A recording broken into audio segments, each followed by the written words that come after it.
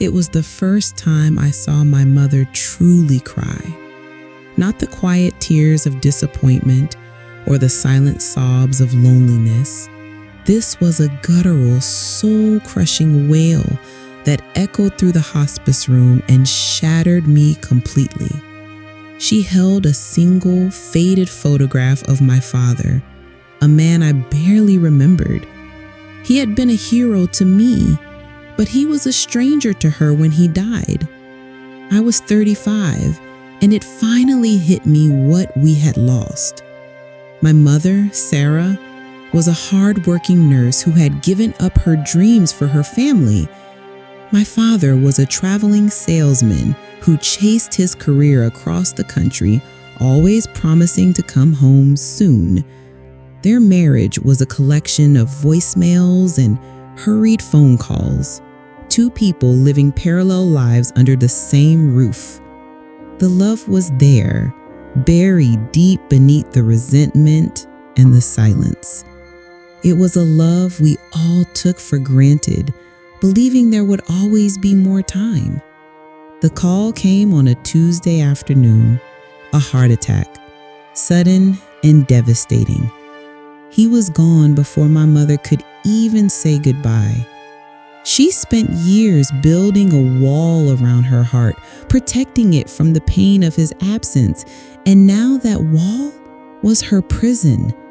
His death wasn't a sudden loss. It was the final, brutal punctuation mark on a decade of slow, painful goodbyes. The real tragedy wasn't his passing. It was the love that never got the chance to fully live. I watched her grieve not for the man who was gone, but for the man he could have been, and for the years they could have had. I realized her pain was my pain. It was the pain of countless missed opportunities. I saw my own life reflected in hers. My relationships were safe, guarded, and emotionally distant. I was so afraid of getting hurt that I had stopped loving completely. I was a ghost in my own life. One morning, I found her sitting alone in the living room, clutching that same photograph. I sat beside her and took her hand. It was the first time in my life I had ever done that. I didn't say a word. I just held on. I told her about a memory I had of my father, a simple story of him teaching me how to ride a bike. She smiled through her tears, and for the first time, she truly saw me. In that silent moment, the walls began to crumble. We started talking. We shared stories of my father, the funny, imperfect man he was, and the love my mother still held for him. We mourned, not just his death, but the years of silence and the quiet emotional distance that had defined our family. It was a painful, raw, and beautiful process of rediscovering each other and the love that had always been there.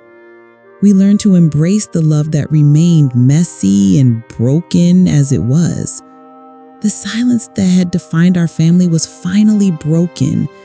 We started living in a way that honored my father's memory, a way that was full of love, warmth, and genuine connection. We learned to live out loud. I finally opened my own heart, allowing myself to feel and connect with others. I chose not to wait. I chose to love. My mother chose to forgive, both him and herself. We found redemption in the wreckage. This is the story of two people who learned to love, not just for the sake of it, but because they had to, because they finally understood the cost of waiting.